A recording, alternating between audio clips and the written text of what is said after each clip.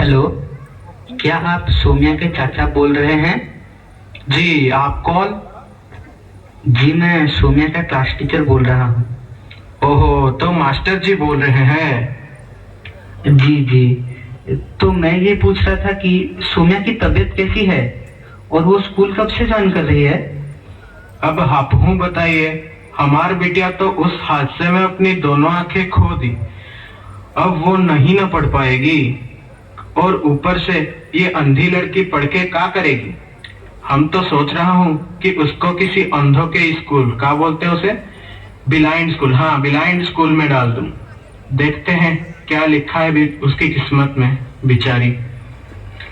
ओहो जी, सुन के बड़ा अफसोस हुआ। सोम्या इतनी होनहार लड़की, आप उसका थोड़ा ख्याल रखिएगा। जी ठीक है, फोन रखते हैं, धन्यवाद। माँ बाप तो चले गए और इस मुसीबत को हमारे गले छोड़ गए।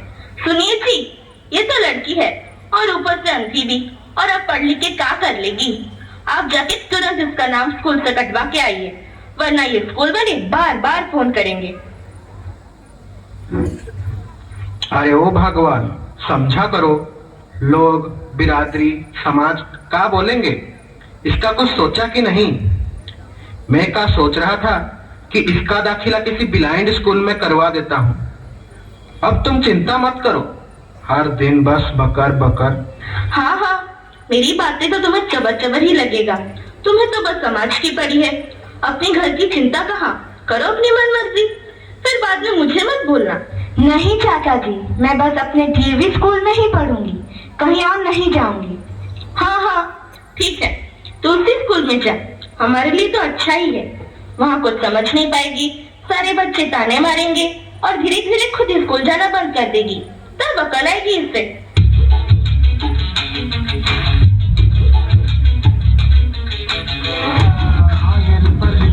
है तू, दिखला के जिंदा है तू, बाकी है तुझमें हौसला।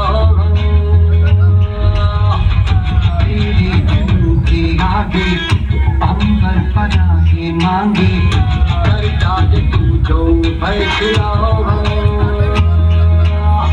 टूटी तकदीरें तो क्या, टूटी शमशीरें तो क्या, टूटी शमशीरों से ही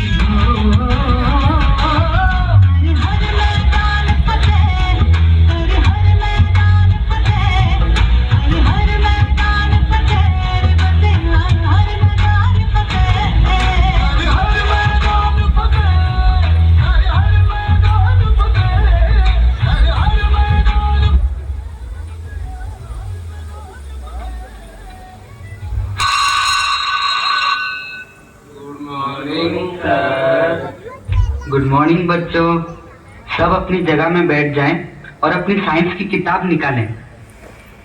अच्छा, तो मुझे बताओ कि पिछले क्लास में हम सौरमंडल के बारे में पढ़ रहे थे, क्या सबको याद है? जी सर। बहुत खूब।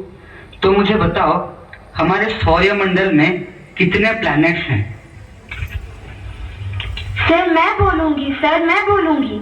हमारे सौर मंडल में 8 प्लैनेट हैं। उनके नाम हैं मर्क्यूरी, वेनस, अर्थ, मार्स, जुपिटर, सैटर्न, यूरेनस और नेपच्यून।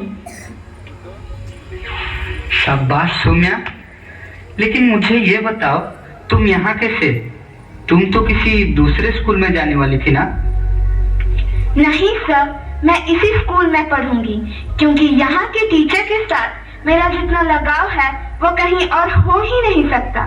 स्कूल के साथ मेरा बरसों पुराना रिश्ता है, मैं कैसे छोड़ के चली जाऊं? भले ही मुझे कितनी भी कठिनाइयों का सामना क्यों ना करना पड़े, मैं बस आप लोगों के पास ही पढ़ना चाहती हूँ। सर, मैं अपनी पूरी कोशिश करूंगी, कभी आपको शिकायत का कोई मौका नहीं दूंगी। शाबाश बेटा, तुमसे हमें यही उम्मीद थी। सोम्या तो देख नहीं पाती, फिर पढ़ेगी कैसे? ऊपर से हमारे यहाँ ना ब्रेली बुक्स हैं और ना ही सोम्या को ब्रेली पढ़ना आता है। ऐसे में वो कैसे पढ़ेगी?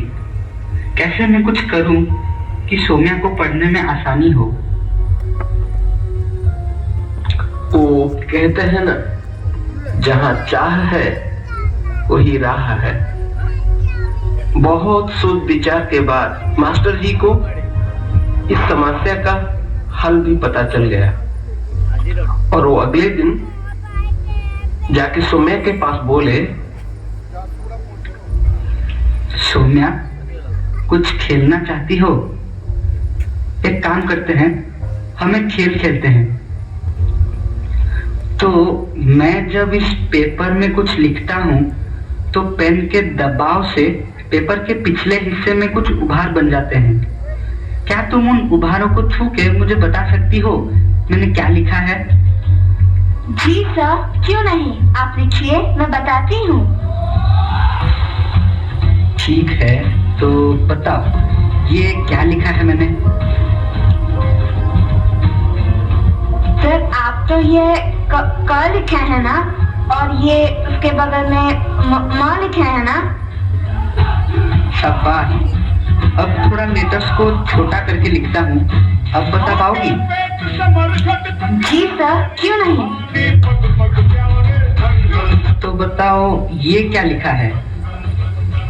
सर, ये आप र और प लिखे हैं। बहुत अच्छे, तुम तो बहुत अच्छा कर रही हो। अच्छा, अब इन वर्ड्स को पढ़ के बताओ।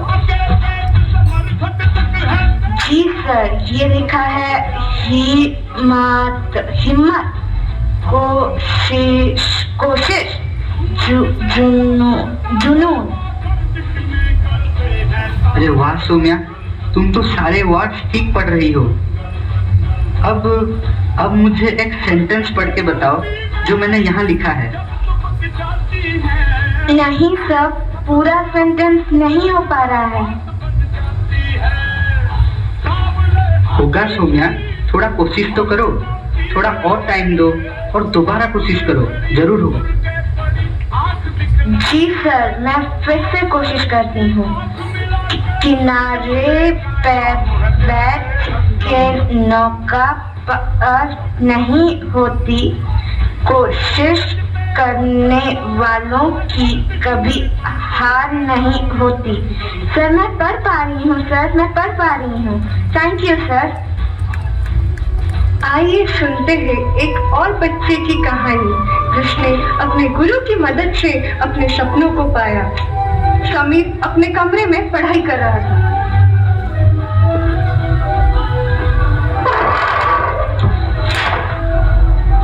ये कैसी आवाज थी? कुछ नहीं मामा जी, पढ़ाई कर रहा था। नालायक कहीं का, पढ़ाई लिखाई तो तेरे से होती नहीं है, कोई काम भी कर नहीं सकता, खाली हमारे ऊपर बोझ बन के बैठा है तू। बेटा, इतना उदास क्यों हो? नहीं मम्मी, कुछ नहीं हुआ। अम्मा की बातों से दुखी है क्या?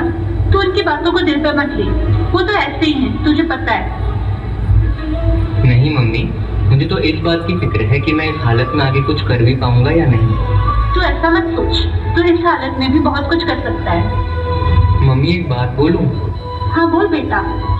मैं फुटबॉल खेलना चाहता हूँ। फुटबॉल? फिर इस हालत में तुझे कुछ होगा तो नहीं बेटा? नहीं मम्मी, मैं कर लूंगा। अब समीर अगले दिन खेल के मैदान पर पहुंचता है।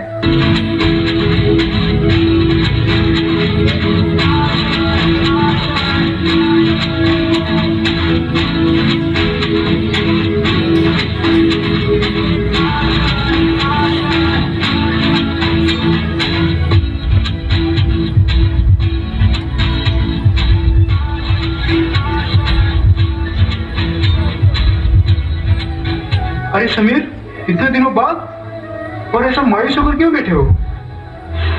Good morning sir. सर, मैं फिर से फुटबॉल खेलना चाहता हूँ पर मुझसे हो नहीं पा रहा। क्या तुम्हें मुझ पर भरोसा है? हाँ सर, बिल्कुल। तो आ जाओ मेरे साथ और लग जाओ प्रैक्टिस पे।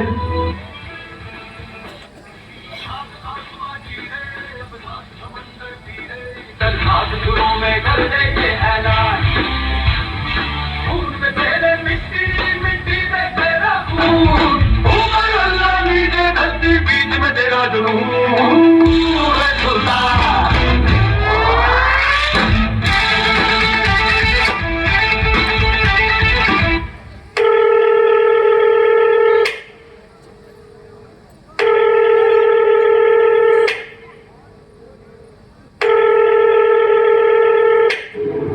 समीर की मम्मी बोल रही हैं? जी नमस्ते सर। नमस्ते। मुझे समीर के बारे में आपसे कुछ जरूरी बातें करनी थी। वो पिछले कुछ दिनों से मेरे साथ फुटबॉल की प्रैक्टिस कर रहा है और मैं दावे के साथ कह सकता हूँ उसका गेम काफी इम्प्रूव हो गया है। जी शुक्रिया सर। 15 तारीख से एक फुटबॉल का टूर्नामेंट है। मैं चाहता हूँ समीर उसमें हिस्सा ले, तो आप उससे इस बारे में बात कर लीजिएगा। जी सर, मैं उसे कह दूंगी। समीर बेटा, तुम्हारे कोच सर का कॉल आया था। उन्होंने कहा है कि 15 तारीख से एक फुटबॉल का टूर्नामेंट है और वो चाहते हैं कि तुम उसमें हिस्सा लो। क्या सच? फिर तो मैं टूर्नामेंट जीतने के लिए अपनी पूरी जान लगा दूंगा और भी ज्यादा मेहनत करूंगा। बेटा, पूरी मेहनत करना, पर अपना ध्यान रखना।